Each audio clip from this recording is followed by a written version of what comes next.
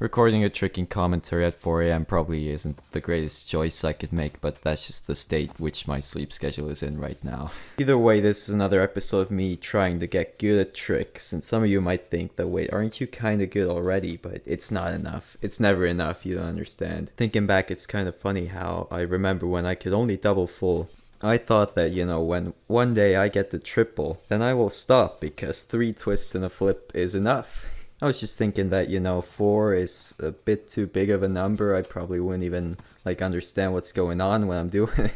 And now I've just smoothly transitioned over to wanting to do trip, and quad cork and a bunch of other things. I mean, to be honest, it makes sense, because once I got the triple full, then according to that mentality, I had a choice to make whether I was just gonna stop and stay stagnant and do nothing, or I was gonna keep going. So, I mean, I didn't want to stop tricking, so obviously I had to keep going. Or I could have just stopped doing hard tricks and spent all my time getting the cleanest hook kick ever. But I mean, why would you only spend your time doing that? It's just boring.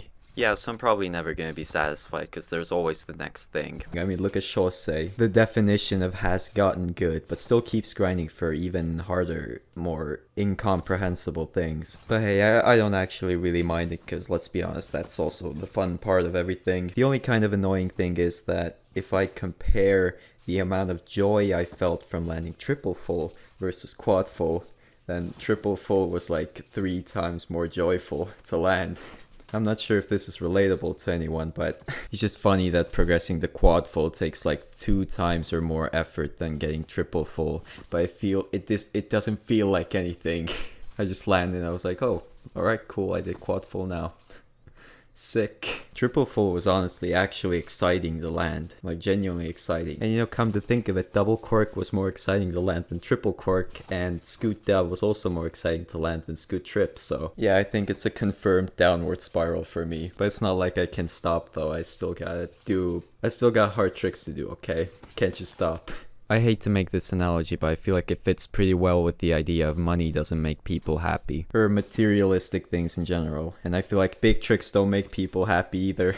Obviously, I've got ways to go to actually get to the top tricks, but I feel like it's probably not going to change. I don't see why this idea should change. Might just be my personal experience though, but I'm ready to just feel absolutely nothing after I land quad cork. If I get there. But those are just some contemplated thoughts, I still gotta get good. I can't just back down. Probably worth it. I don't see why it shouldn't be worth it to get good. The phrase get good was so popular back in the day in video games. But you never get to hear it in real life because, people can't be toxic in real life. It just wouldn't end well. It's a little sad how all social media is just transitioning towards censoring out all of the negativity. You know what my like ratios are on YouTube? It's 100% likes. Because no one does dislikes anymore. No one presses the dislike button because it doesn't count dislikes. Instagram doesn't have dislikes. It never had dislikes. And it makes a lot of sense, because if people don't feel pressured by the negativity, they post more, which means more ads, and they make more money. Yo, we got to the root of it all, obviously. Yeah, I just wish more platforms had dislikes and you could see dislike counts so that you could actually understand better when your post or video is trash. Yeah, but it's just not gonna be a thing ever, because it doesn't make any sense. Yeah. Anyway, I had a period of like 1 or 2 weeks when I had very successful trampoline sessions back to back. All of these numbers that are listed on the screen are swing chains I did for the first time within that period, so it was great. If you have no idea what that means, then every number indicates a flip with as many twists in it as the number is, and it's a combo with when you land on one leg and swing. Basically, tricking's complicated. I don't care to explain it any further. But this stuff was hard for me to do, so I'm very happy about it. I think that's what actually makes me happy, doing things that push my boundaries. So if I one day just stopped doing harder tricks all of a sudden, then tricking would stop being a source of joy, which is just unacceptable.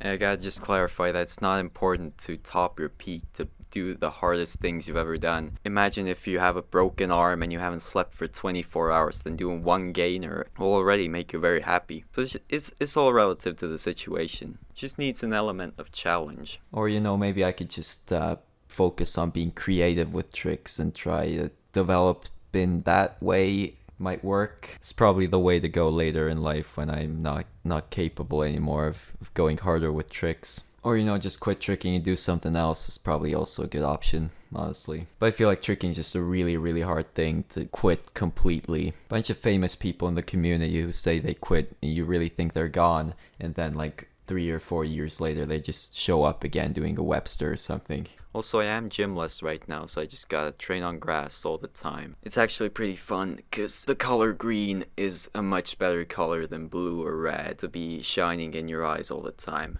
I can say that much, so I am enjoying it. But I can't keep this up forever. I think my knees will not thank me for that stuff, and my ankles too. It's not great.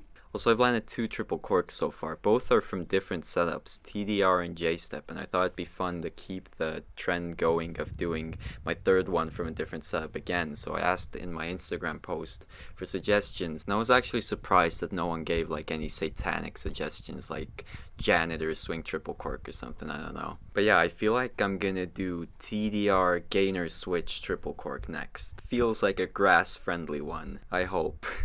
I'm not sure how well it's gonna go, but I have been repping a lot of triple corks on trampoline. This whole video is just doing triple corks on trampoline cause I'm gearing up. But yeah, TDR if you do it right is very soft. G-switch if you do it right should be very soft. Of course the landing of the triple cork is never soft, but that's the sacrifice we just have to make.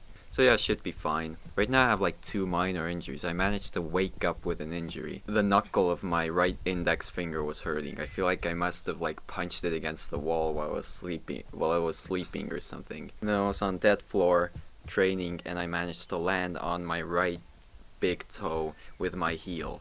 It's terrible. Okay, it's actually not that bad. It'll be fine in a couple of days. But yeah, I'm just gonna try to do G-switch trip and maybe it'll work out. Anyway, I don't have much more to say, so thanks for watching.